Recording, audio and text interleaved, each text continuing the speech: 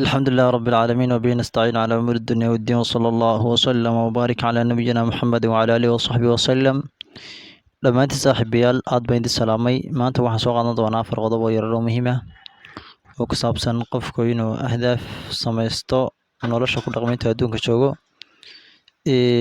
marka koowaad qofka waxaa looga baahan yahay qodobka koowaad faltasim qiyama diinik waltasim bimaa amaraka allahu bih.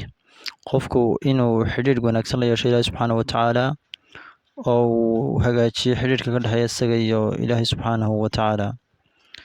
markaas waxaan dhammaantiinba idinkula dardaarmaya inaad hagaajisaan oo ku dadaashaan cabsida ilaahay.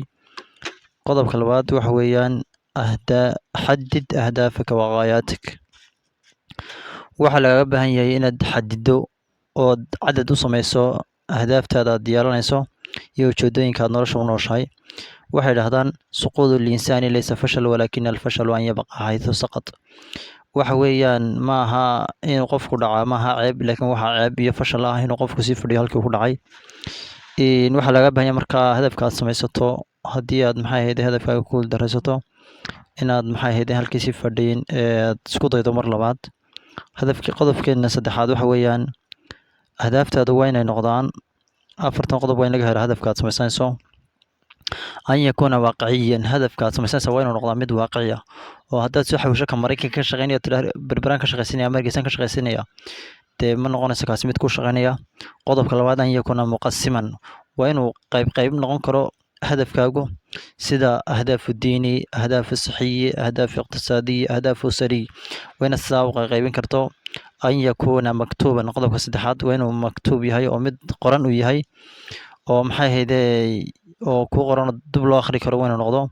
qodobka afraad waxa weeyaan looga baahan yahay hadafku inuu yeesho an yakuuna qaabilan litacdiil, inuu noqdo mid wax ka bedel aqbali karo oo edit lagu samayn karo oo markaa waxna laga bedeli karo waxna lagu dari karo. waxay dhahdaan is the plan does not work, change the plan only but not the goal.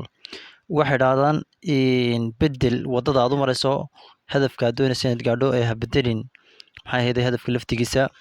qodobka afraad maanta soo qaadana waxa weeyaan haddaanad hadaf yeelan waxaad dhibana u noqon doontaa inaad hadaf cid kale aad ka shaqayso ood wado. kow inaad weydaba meel aad marayso waad isweydo ood meel iyo meel socoto waad weydo liwa hadaf ma lihid oo waqtigaaguna cidlo ku dhammaado oo tiraa wallaahi sheekh baan noqon lahaa waxaa iga hortaagan sheekh mustafe. qodobka saddexaad inaad dadaasho ood waxyaaba qabato ood shaqayso haddana aad isweydo meel iyo meel aad maraysaba. intaasaan saaxiibayaal kusoo koobayaa. dhammaantiin waxa laynooga baahan yahay inaynu ahdaaf samaysano oo aynu nolosheena maarayno. aad baan idin salaamayaa saaxiib dhammaantiinba.